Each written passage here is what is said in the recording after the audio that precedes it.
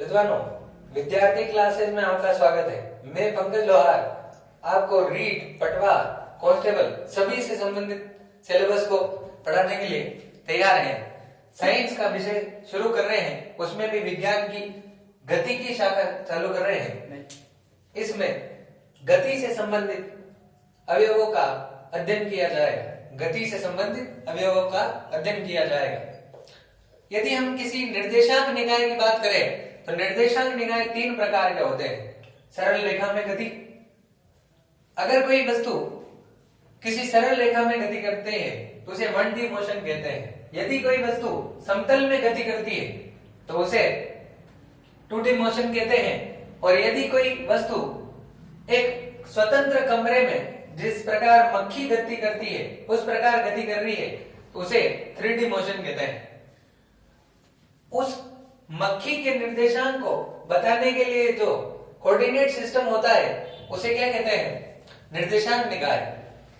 यदि निर्देशांक निकाय में घड़ी की सहायता ले ली जाए, यानी कि निर्देशांक निकाय में घड़ी की सहायता ले ली जाए तो घड़ी समेत निर्देशांक निकाय निर्देश तंत्र कहलाता है। हम बात करते हैं गति किसे कहते हैं। गति इंग्लिश में इसे मोशन कहते हैं कि निर्देश तंत्र के सापेक्ष, यानी कि निर्देश तंत्र के सापेक्ष वस्तु की स्थिति में लगातार परिवर्तन को क्या कहते हैं? गति कहते हैं।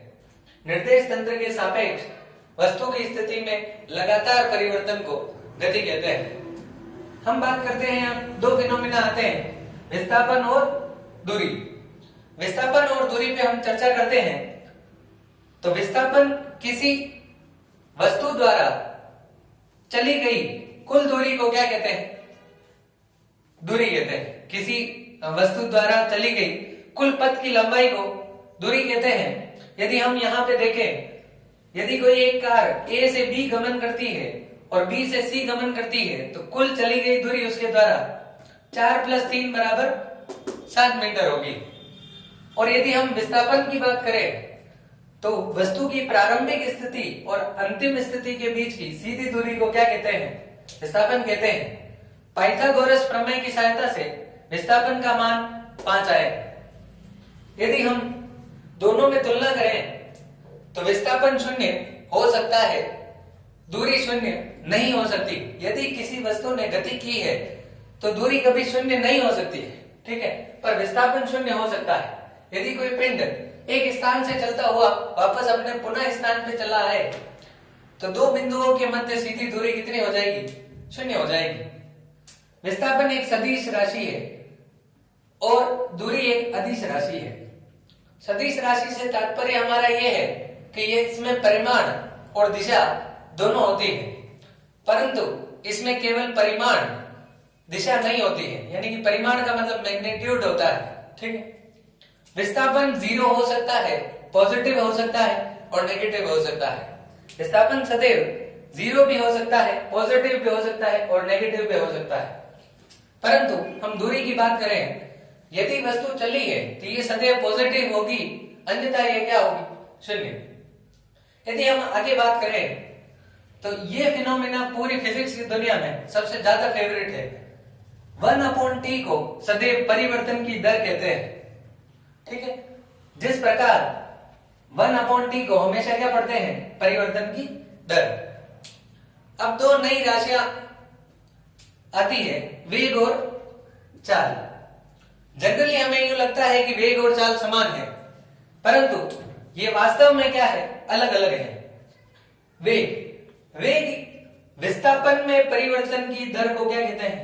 वेग कहते हैं। विस्थापन में परिवर्तन की दर को वेग कहते हैं और दूरी में परिवर्तन की दर को चाल कहते हैं। यानी कि चाल बराबर दूरी बटावा समय, वेग बराबर विस्थापन बटावा समय। जिस प्रकार ये सदिश राशि है तो ये भी एक सदिश राशि है, यानी कि वेग एक सदिश राशि है और दूरी भी क्या है? अदिश राशि है। हम एक परिभाषा यहां से और लिख सकते हैं, यदि समय को एकांक कर दिया जाए, समय को एकांक कर दिया जाए तो विस्थापन ही क्या है? वेग है। यानी कि एकांक समय में विस्थापन को ही वेग कहते हैं। इसी प्रकार एकांक समय में दूरी को ही चाल कहते हैं।